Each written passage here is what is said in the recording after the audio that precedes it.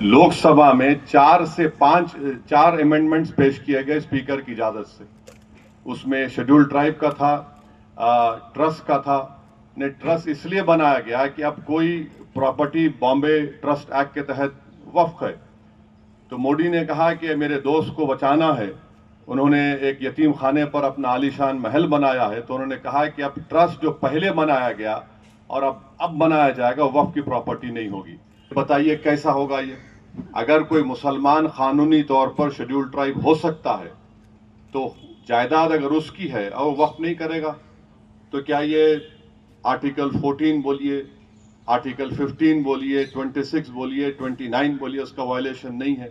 जब हमने ऐलान किया था कि पार्लियामेंट से आप इस बिल को पास न करें, लेकिन माफ कीजिएगा, हमारी ये माननीय सरकार और आदरणीय प्रधानमंत्री जी और उनके माननीय मंत्री माइनॉरिटी अफेयर्स के ये जनाब, आप अच्छे लोग तो हैं, लेकिन आज जंतर मंतर पे ये पता चल रहा है कि लोग जब भी यहाँ है बात करने के लिए, तो उन्होंने एहसान किया है भारत के संविधान पर। जब यहाँ कोई बोलता है तो दुनिया कहती है संविधान जिंदा है, जब यहाँ कोई बोलता है तो दुनिया कहती है लोकतंत्र जिंदा है, जब यहाँ कोई बोलता है तो कहता है कि भारत की आवाज जिंदा है। मगर आज जब हम बोलने आए हैं तो आपको ये बताना चाहते हैं कि आज संविधान की रक्षा की बात करता हूँ मरकजी हुकूमत और वजीर आजम के इस फैसले के कि आज उन्होंने हमको एहतजाज करने का भी मौका नहीं दिया और सिर्फ 100 लोग के साथ ये कहा कि परमिशन दिया गया कि हम यहाँ पर एहतजाज करें ऑफिसर से।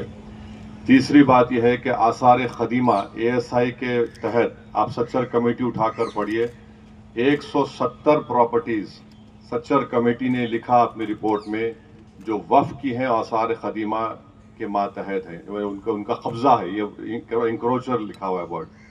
अब सुप्रीम कोर्ट ने उस पर स्टे नहीं दिया, तो उसका होगा ये कि जहां ये जायदाद वक्फ थी, अब ये वक्फ नहीं रहेगी। ASI इसको कंट्रोल करेगा और इसका असर आप देखेंगे संभल की मस्जिद के केस पर पड़ने वाला है।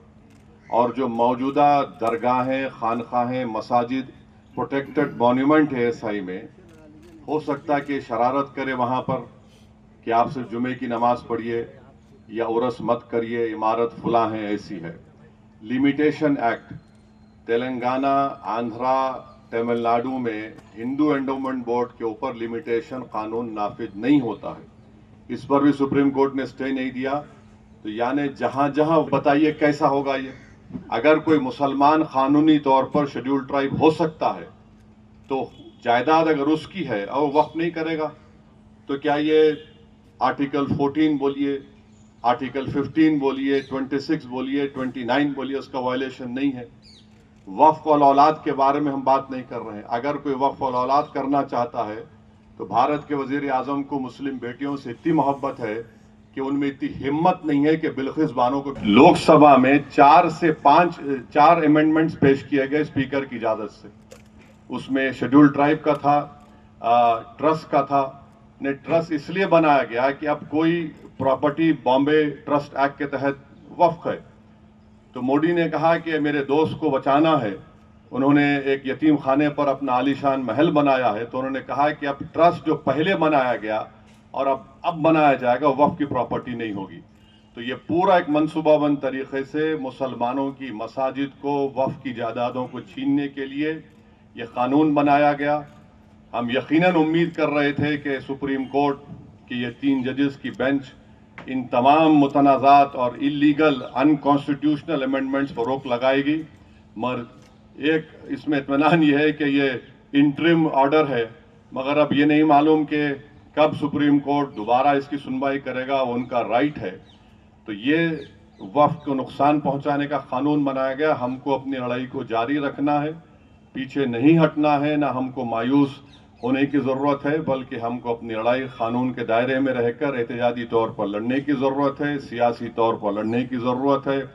बल्कि मैं तो कहूँगा कि मसाजिद में हर जुमे के दिन जितने इमाम हैं जो खुतबा या उससे पहले वाज करते हैं, बयान करते हैं, उनको इसके बारे में बोलते रहना चाहिए।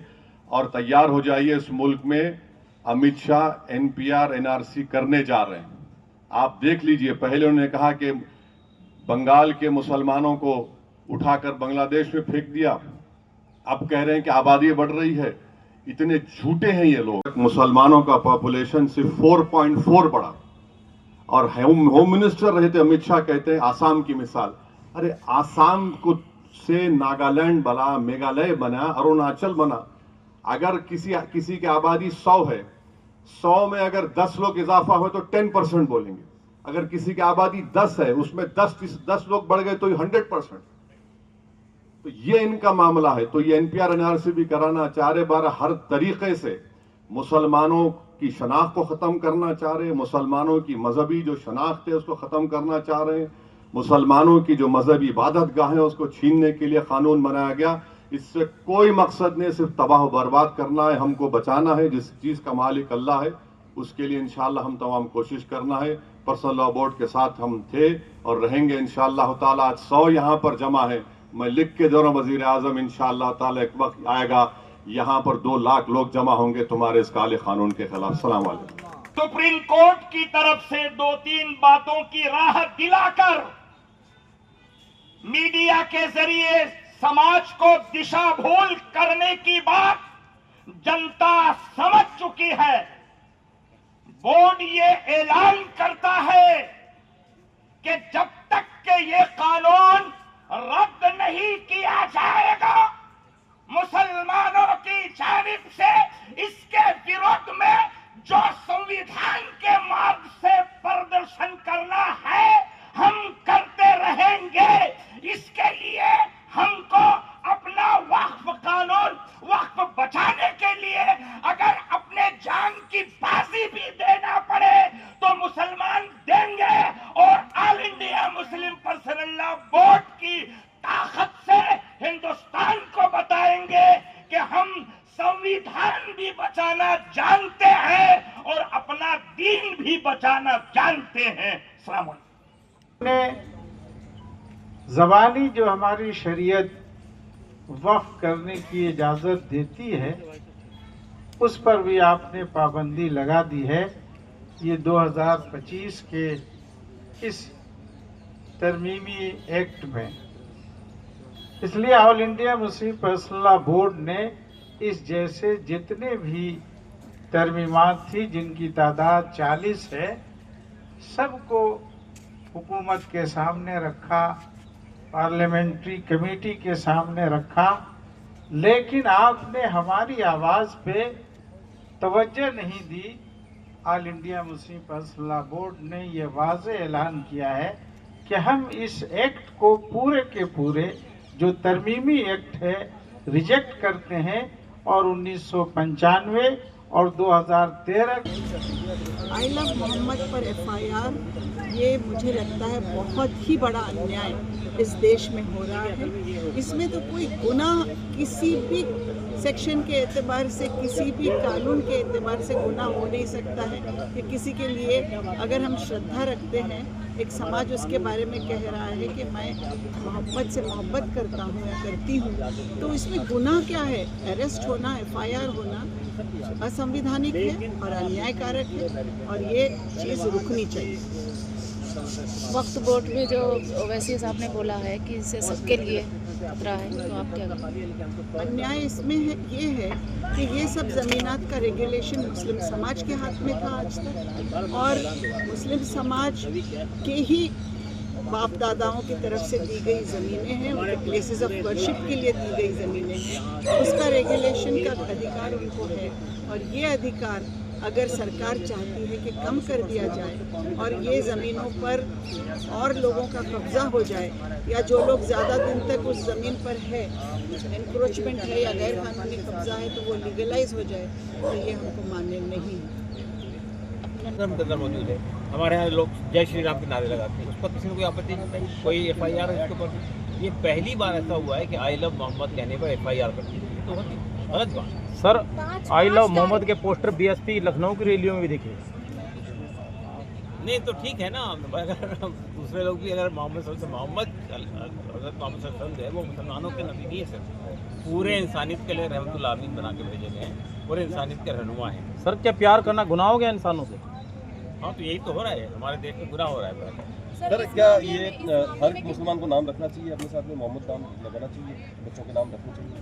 नहीं, बहुत सारे लोग लगाते हैं, बहुत सारे लोग नहीं भी लगाते हैं। नाम तो देखिए इस्लामी जितने नाम है सब में आमतौर पे लोग जो है अब्दुल्ला नाम लगाते हैं, अल्लाह का नाम उसमें होता है, अल्लाह का बंदे का नाम होता है। तो या मोहम्मद सल्लल्लाहु अलैहि वसल्लम का नाम लगाते हैं लोग, मोहम्मद, इलियास, मोहम्मद फलां, इस तरह बहुत सारे नाम हैं। ये परंपरा रही है। आप क्या रिकमेंड करेंगे, हर व्यक्ति को लगाना चाहिए जो कि आई लव मोहम्मद एक ये ट्रेंड कर रहा है? हर व्यक्ति को अपनी तौर पर तय करना है किस बच्चे का नाम क्या है। इसको आसान किया जाए, सिंप्लीफाई किया जाए।